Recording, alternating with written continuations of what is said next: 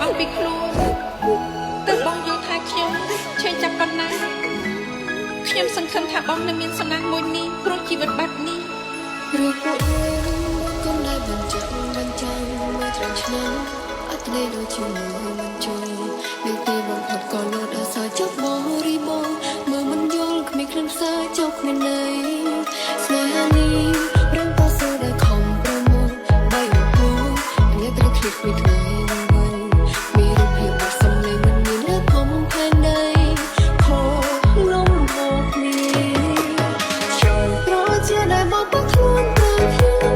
អររំប្រាប់តែគឺជាអ្នកមែនទេគូពេលអីលើពួកយើងមិនផងវេលាពេលមិនបំភ្លេ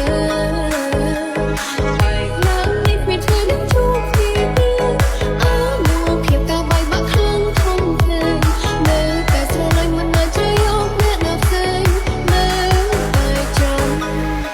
ខ្ញុំមកគួយគិតជាយូរមានអារម្មណ៍បីដូចជាឯកាមិនដែលថាគិតតែចង់ទៅសេជំរាបនិយាយពីស្នេហានេះក៏ប៉ុន្តែថាសំបីព្រះច័ន្ទនៅមាននៅវងនៅប្រាដែលក្មេងស្ទៀវក៏មានអារម្មណ៍មិននៅសិនចេតនានេះគឺជាពេលដែលយើងទាំងពីរនេះប្រុងនឹងចាំផ្ដើមសូមអូនកុំភ្លេចនៅបងមានចិត្តនៅធំទូលាយសម្បើមនៅមួយជីវិតនៃបងនេះគិតសំខាន់បំផុតគឺជាលុយប៉ុន្តែថាដាច់ខាតមិនយកស្នេហាធ្វើជានុយអាចជាមនុស្សដែលបារម្ភពីអូនក៏បងអូនចិត្តឲ្យតែបងត្រឹមនៅជាទុំមកនឹងសឹកណាក់ក្នុងរូបស្រី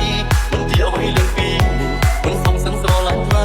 ប៉ុន្តែក្នុងក្តីស្រមៃអូនគឺជាសង្សារបងនឹងអូនមិនអត់មិនខឹងប៉ុន្តែគ្រឿងគ្រាន់ហើយសម្រាប់បងយកច្បាស់ពីកូនបងខ្លាចទាំងសង្សារអូន